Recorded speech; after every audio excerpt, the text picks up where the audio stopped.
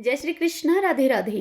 भगतजनों, मार्गशीर्ष माह के शुक्ल पक्ष की एकादशी की तिथि को मोक्षदा एकादशी के नाम से जानते हैं।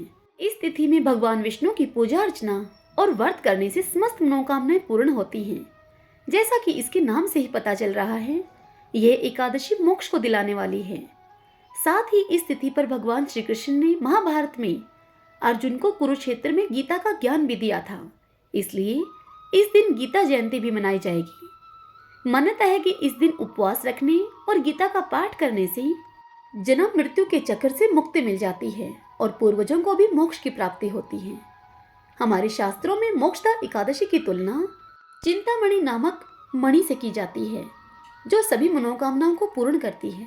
मोक्षदा एकादशी के दिन शंख चक्र गदाधारी भगवान विष्णु के चतुर्भुज स्वरूप की पूजा करने से पूर्वजों को मोक्ष तक पहुंचाने में मदद मिलती है।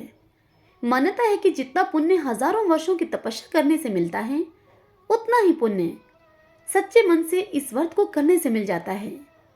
इस दिन विष्णु सहस्रनाम और नारायण कवच का पाठ करना बहुत ही उत्तम माना गया है। मोक्षदा एकादशी के दिन ब्रह्मा मुहूर्त में उठकर सुबह स्नान आदि और ध्यान से निवृत्त होकर इस व्रत का संकल्प लेना चाहिए।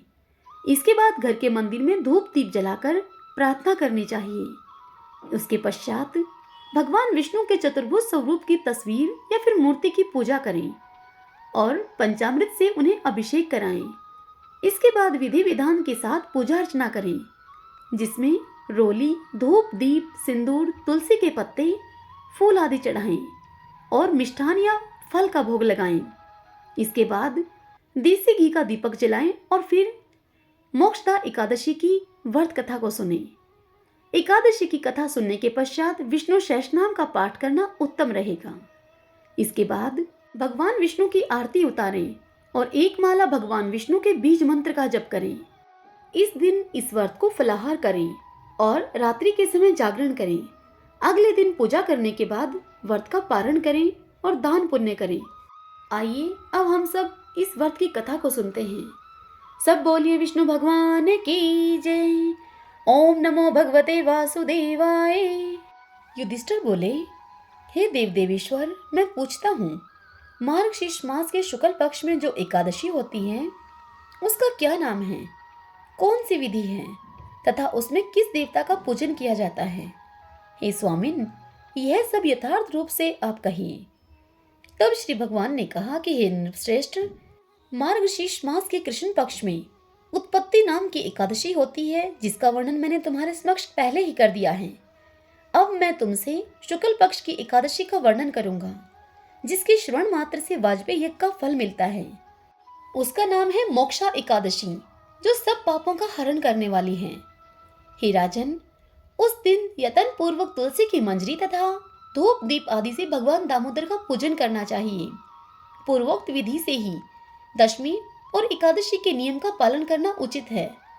मोक्षा एकादशी बड़े बड़े पातकों का नाश करने वाली है। उस दिन रात्रि में मेरी प्रसन्नता के लिए नृत्य, गीत और स्तुति के द्वारा जागरण करना चाहिए। जिसके पितृ पापवश नीच योनि में पड़े हों, वे इसका पुण्य दान करने से मोक्ष को प्राप्त होते हैं। इसमें तनिक भी संदेह नहीं है। पूर्व काल की बात है, वैष्णवों से विभूषित परम रमणीक चंपक नगर में वैखानस नामक एक राजा रहते थे। वे अपनी प्रजा का पुत्र की भांति पालन किया करते थे। इस प्रकार राज्य करते हुए राजा ने एक दिन रात को स्वप्न में अपने पितरों को नीच योनि में पड़ा हुआ देखा। उन सबको इस अवस्था में देखकर राजा के मन में बड़ा ही विस्मय हुआ और फिर प्रातः काल होने पर राजा ने ब्राह्मणों से उस स्वप्न का सारा हाल कह सुनाया। राजा ब्राह्मणों से बोले कि हे ब्राह्मणों, मैंने अपने पितरों को नरक में गिरा देखा है। वे बारंबार रोते हुए मुझसे यूं कह रहे थे कि तुम हमारे तनुज हो, इसलिए इस नरक समुद्र से हम लोगों का तुम उद्धार करो। हे द्विजवरों, इस रूप में मुझे पितरों के दर्शन हुए हैं। मुझे अब कहीं चैन नहीं मिलता। क्या करूं, कहाँ जाऊं? मेरा हृदय रुंधा जा रहा है। हे द्विजोत्तमों, वह व्रत, वह तप और वह योग मुझसे कहो, जिससे कि मेरे पूर्वज तत्काल इस नरक से छुटकारा पा जाएं। मुझे शीघ्र बताने की आप कृपा करें। मुझ बलवान और साहसी पुत्र के जीते जी मेरे माता पिता घोर नरक में पड़े हुए हैं, अतः ऐसे पुत्र से उन्हें क्या लाभ है?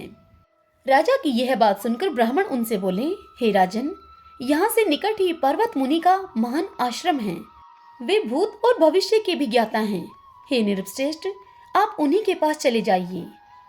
ब्राह्मणों की इस बात को सुनकर महाराज वैखानस शीघ्र ही पर्वत मुनि के आश्रम पर गए और वहां उन मुनिश्रेष्ठ को देखकर उन्होंने दंडवत प्रणाम करके मुनि के चरणों का स्पर्श किया। तत्पश्चात मुनि ने भी राजा से उनके राज्य के 7 अंगों की कुशल क्षेम पूछी। तब राजा मुनि से बोले, हे स्वामिन, आपकी कृपा से मेरे राज्य के 7 अंग सुकुशल हैं, किंतु मैंने स्वप्न में देखा है कि मेरे पितर नरक में पड़े हैं। अतः आप बताइए कि किस पुण्य के प्रभाव से उनका वहां से छुटकारा होगा। राजा की इस बात को सुनकर मुनिश्रेष्ठ पर्वत एक मुहूर्त तक ध्यानस्थ रहे। इसके बाद वे राजा से बोले, महाराज, मार्गशीर्ष मास के शुक्ल पक्ष में जो मोक्षा नाम की एकादशी होती है, तुम सब लोग उसका व्रत करो और उसका पुण्य अपने पितरों को दे डालो। उस पुण्य के प्रभाव से उनका नरक से उद्धार हो जाएगा। भगवान श्री कृष्ण युधिष्ठिर से कहते हैं कि हे युधिष्ठिर, मुनि की इस बात को सुनकर राजा पुनः अपने घर को लौट आए।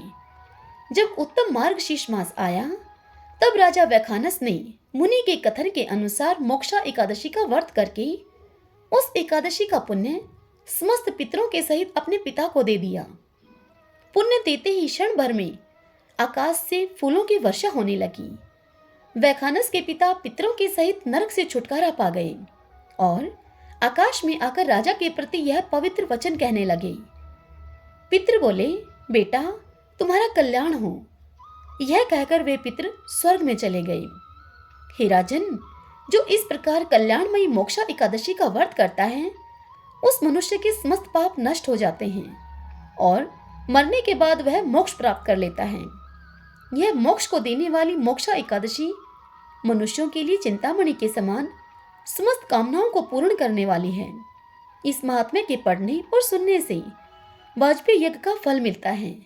हरि ओम तत्सत।